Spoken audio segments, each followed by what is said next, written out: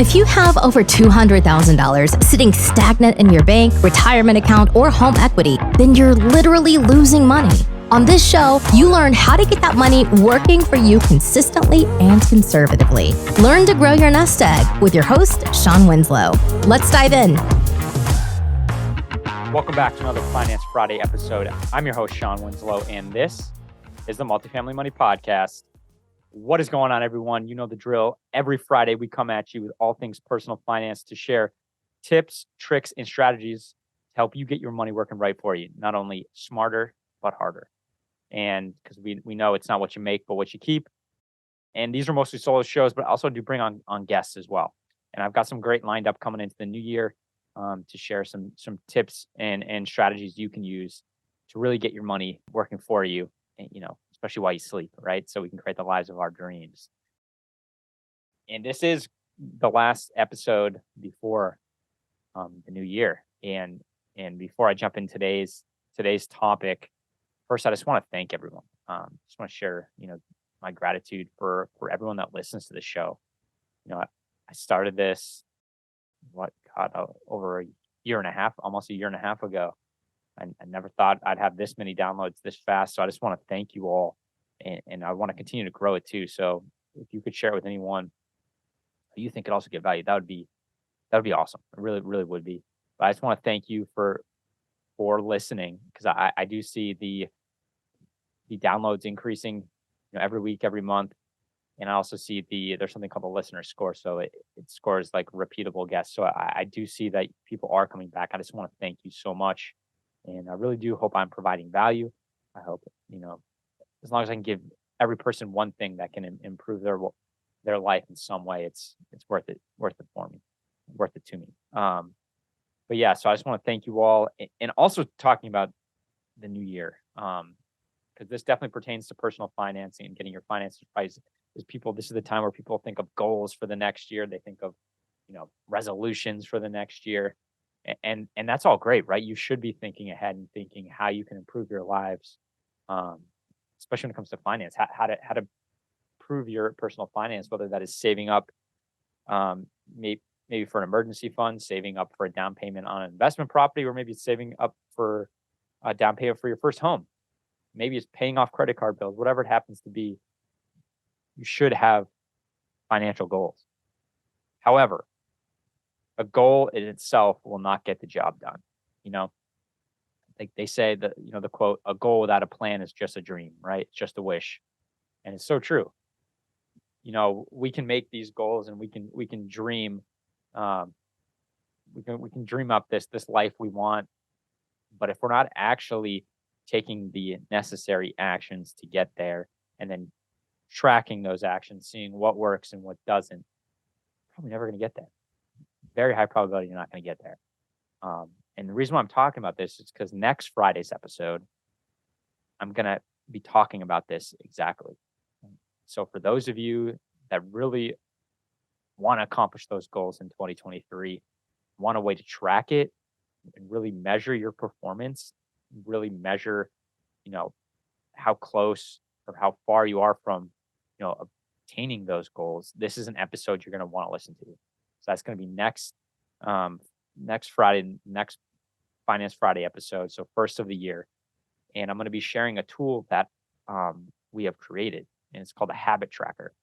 It's just an Excel based, tracker where you can go in and you list out your goals for different categories. There'll be obviously a finance category. There'll be a personal development category. There'll be, career category, a creative category, and kind of like a spiritual, in the sense of, the way I think of that is, obviously some people who have faith in religion, but also maybe just want to journal, visualize, meditate, increase your focus, like that type of thing as well. So there are all these different categories. You list out your goals for each, and then there's a tab for each month, right? And so then you go into the month and you create these daily habits, because without a habit, you're not going to achieve that goal, right? Habits is essentially the action plan. So I don't want to get into too much, but you're going to have the habits that are going to help you achieve those goals that you listed out. And then you're going to track those habits, whether they're daily, there's daily habits, monthly habits.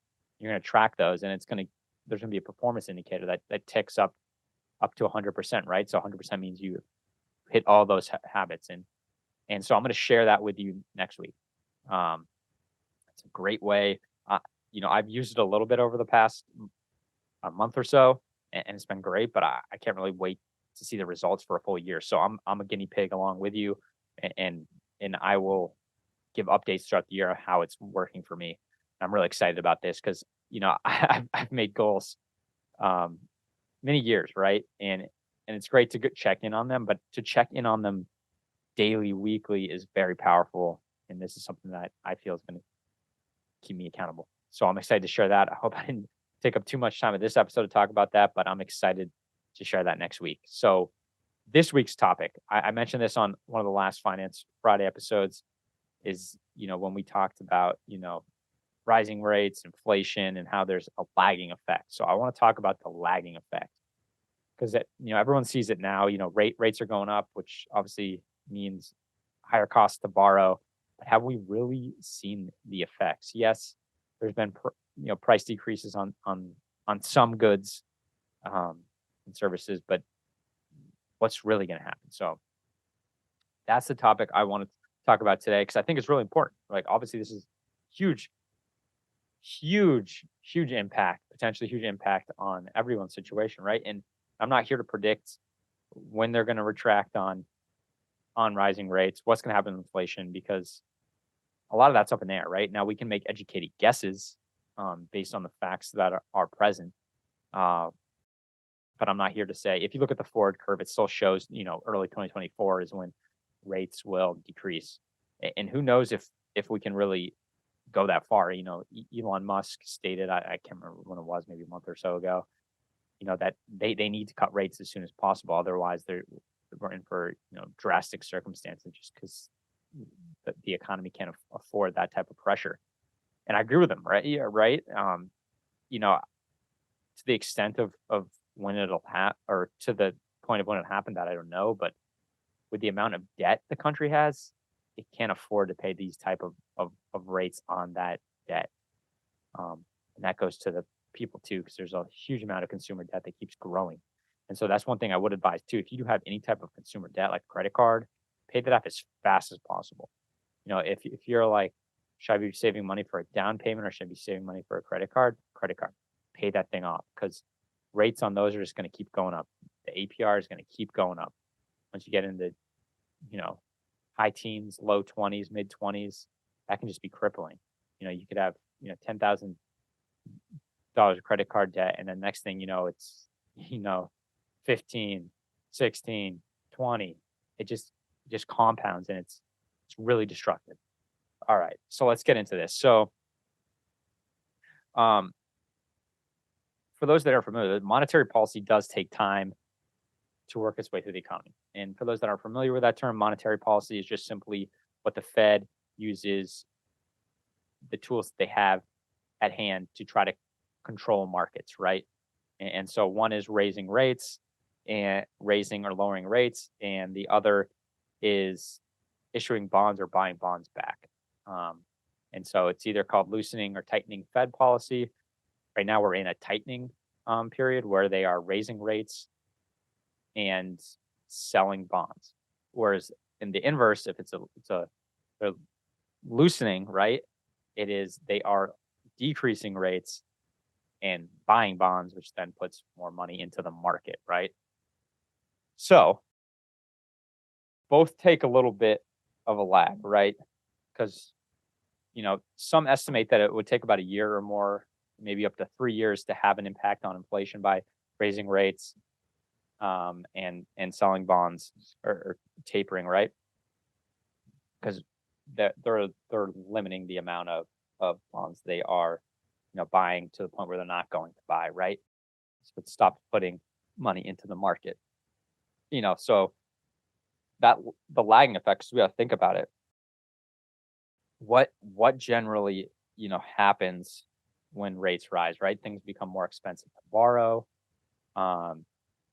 generally there's less positive sentiment in the economy. You'll see unemployment go up because people will get fired.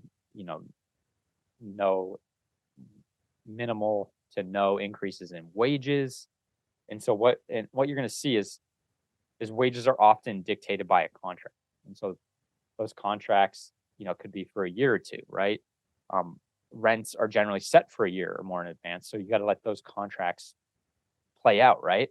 And so raising rates increases the cost, obviously, like I just said, of borrowing, increases unemployment before inflation comes down. And, this is all far from an exact science, but that's generally, how it plays out. And I just want to read a little excerpt here for you. Economist Milton Friedman argues that it takes at least a year. More recently, there has been speculation that the lag could be shorter depending on people's expectations. Inflation is largely self-fulfilling. So if people expect higher inflation, they ask for more money at work, raise prices on what they sell or on the rent they charge. But if they anticipate a recession caused by rising interest rates, they will hold back on increases. I've mentioned this before. Definitely is a self-fulfilling prophecy, right? And this also makes me question how deep this recession could be. Now, I still think it does have the potential to be really deep. But at the same time, people, 2008 is still fresh in people's minds, and it's exacerbated by social media where information spreads like wildfire now. So people are more, or at least should be more educated on a recession and what can happen versus in the past when we weren't so connected and information wasn't so readily available and shared, right? So I question, is it really going to be as deep? Because now people, maybe they don't understand it the way they should, but they definitely understand it, I think, more than they have in the past. And on top of that, we've already seen, it's kind of evident, we've already seen employers lay off tons of people, and we're not really feeling the pain yet. It's more of a, precaution they're taking. So is it going to lessen the blow because they're already taking those steps? That's just one example, which makes me question, like, how bad is it going to be? Another point here is, if inflation expectations are well anchored, so people believe there is stable and predictable inflation, it will require more time to change those expectations. So according to this London School of Economics professor Ricardo Reis, if people believe the Fed is determined to restrict inflation to 2%, they make a lot of long-term contracts and investment decisions around 2%.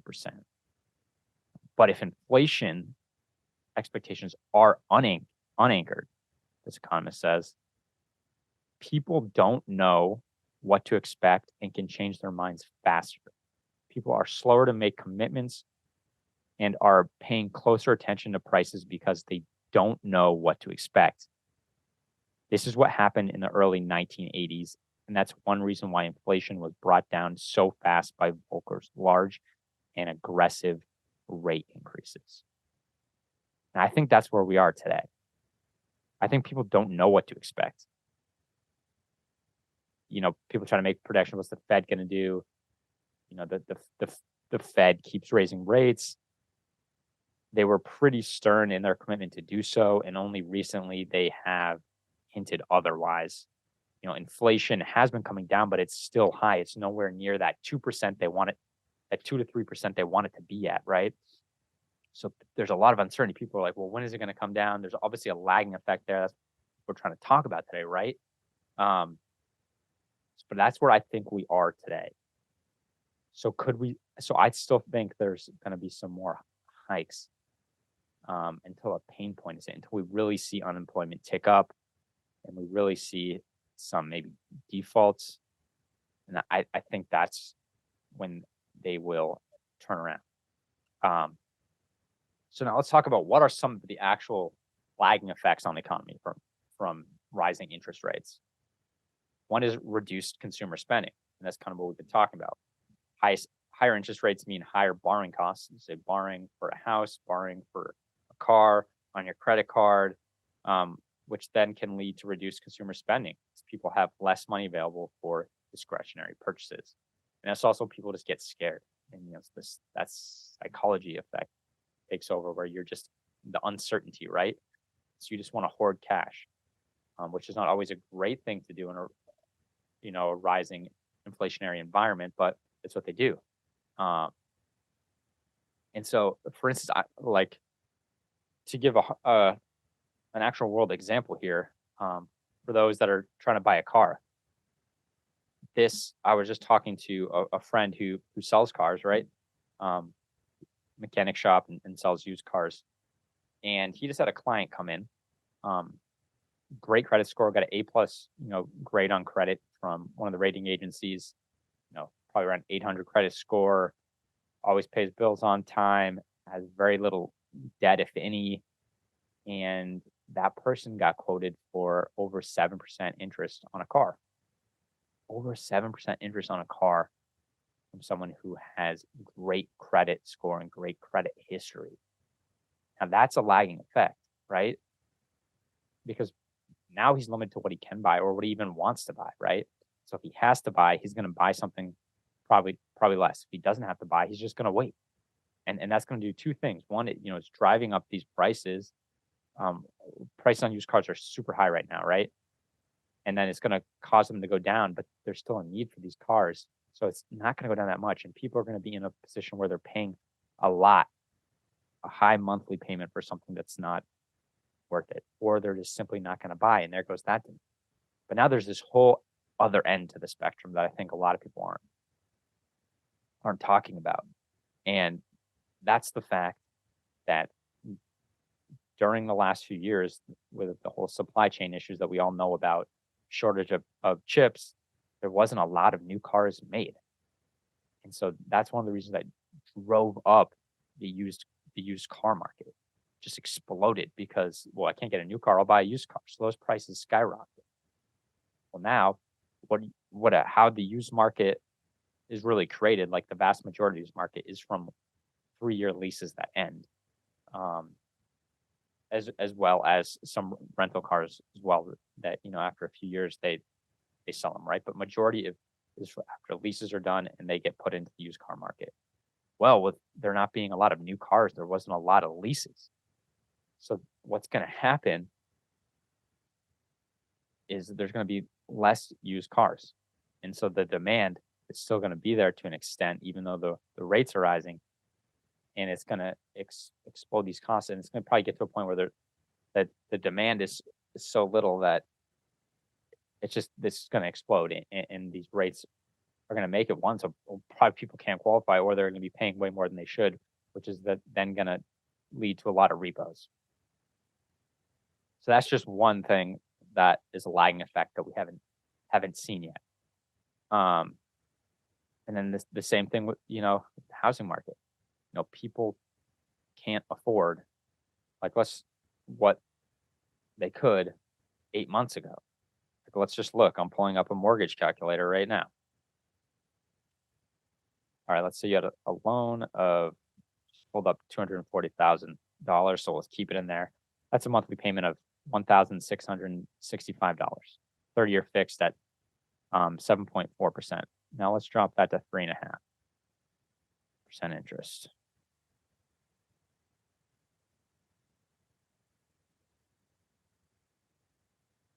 Now that's down to 1,078. Oh, guys, 1,078 from 1,665. Now, if let's say we're doing a $400,000 loan, which is probably more appropriate, right? For some of the expensive markets out there, that's $2,700, $2,769 to be exact. Monthly payment at 7.397 interest. Now if we do 3.5, that's 17. That's $1,000 difference. Value of the house is the same, just the interest rate. And so as always, I say it's really market specific when we're talking about real estate, but generally there isn't enough supply for the demand out there. So yes, prices are going to come down. There's still massive demand, and but you're not able to pre-qualify for the same type of house. And so this is the lagging effect where they're just gonna get to a point where they gotta decrease rates. And so yeah, now I don't want to stick on this subject here, but second is reduced business investment.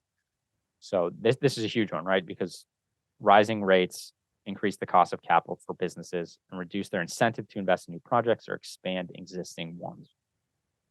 This decreases economic growth and job creation over time. This is pretty straightforward, but I think it's one that's not really focused on a lot in the media because, it doesn't really hit the everyday person. Not everyone's a business owner, but vast investment made in the market is from businesses, right? They grow, they need to hire new people, they buy products, buy materials to grow, right? But as borrowing costs become more expensive, they reduce this. And this has a lagging effect over time because it's going to increase unemployment, right? It's going to decrease output. And for what is made, it's going to also increase the cost because they're not innovating as much. They're not maybe producing as much. So the price per item per service is not going down. Three, I briefly touched on this weakening housing market. Higher mortgage rates make it more expensive for individuals to purchase homes, leading to weaker housing market overall with fewer sales and lower prices. Now, I don't see that happening in the immediate future, but if rates do not come down, in the next 18 months, this could happen, especially in some markets. I think it already is happening, and it'll happen even harder to them.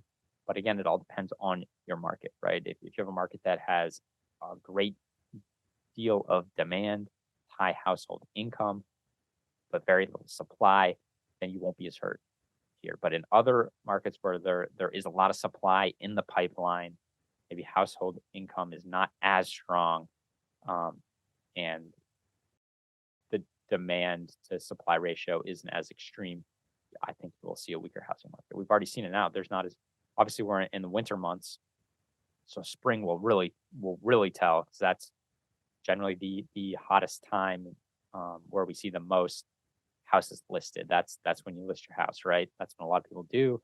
So we'll really see in the spring what that looks like. Now, for lower stock values, rising interest rates can, generally do lower stock prices due to decreased investor confidence. One, that's definitely true, but also just like I mentioned before, business is not investing as much in growing as much, right? So you generally see that compounding effect. And so we haven't really seen the real pressures and kind of the real effects that rising rates have happened yet. And I think we will into, Q2 to Q3 of 2023, we're really going to see what happens, especially if we don't see any decrease in rates. We will feel the pressure around that time is my prediction, where this is all kind of going to come to a head. It's really going to boil over at this point where, people who have adjustable rate or specifically floating rate debt on any type of investment or product, at first when it adjusts and it floats, you can kind of weather the storm, but there's only so long you can feel that pain. And also lenders too. Lenders are, if this continues to go in this way, this is another lagging effect, is that lenders get nervous and they want to keep all the reserves they can. And so that can lead to them, calling the note on debt. Maybe they don't feel this investment they made, this loan they made, is the right one for them, and they can just call the debt. They can obviously take it over. They can put you in a lockbox, which I've talked about before, where they manage all money coming in and they only release money to pay expenses for, say it's a property, they only pay the expenses to run the property, and everything else gets kept in this quote unquote lockbox in their controlled bank account. So there's a lot of things that come. There's rebalancing of loans where, this lagging effect reduces prices on values, maybe on a home, on a investment property, or any type of vehicle that has debt. And now you're underwater because what the value of the property is today does not cover what the loan is, because it's the value of the property is decreased. And so, if they do that rebalancing where then they do value it and it comes down, they can either ask you to call it capital where you got to bring more money in. Can't do that, then they could take it over. So we're going to definitely see that throughout the year. We're going to see repos of cars. We're going to see people default if they have any type of floating rate debt. Luckily, a lot of things were purchased or refinanced, several months ago when you could get like sub 4% rates. So people refinance into the fixed debt with low interest rates. But those that didn't, those that use, especially in my world of commercial real estate, bridge loans where it's floating, you're going to see a lot of pain. And if the group's not well capitalized, doesn't have a lot of reserves, you're going to be forced to sell, or property's going to be taken over.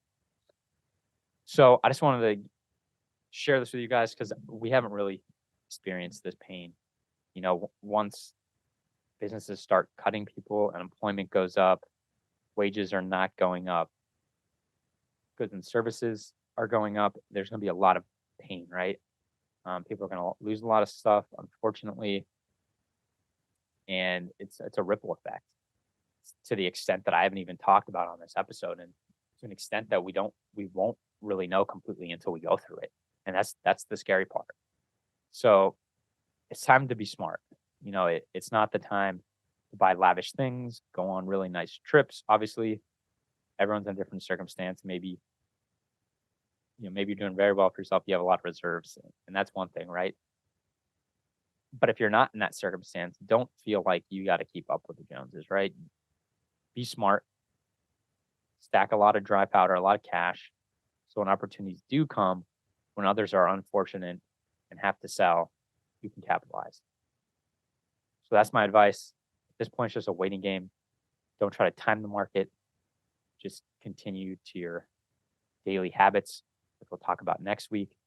You need to take those actions every day and be ready to strike when opportunity presents itself. All right, everybody. As you know, easy doesn't pay well, and instant gratification is self-destructive.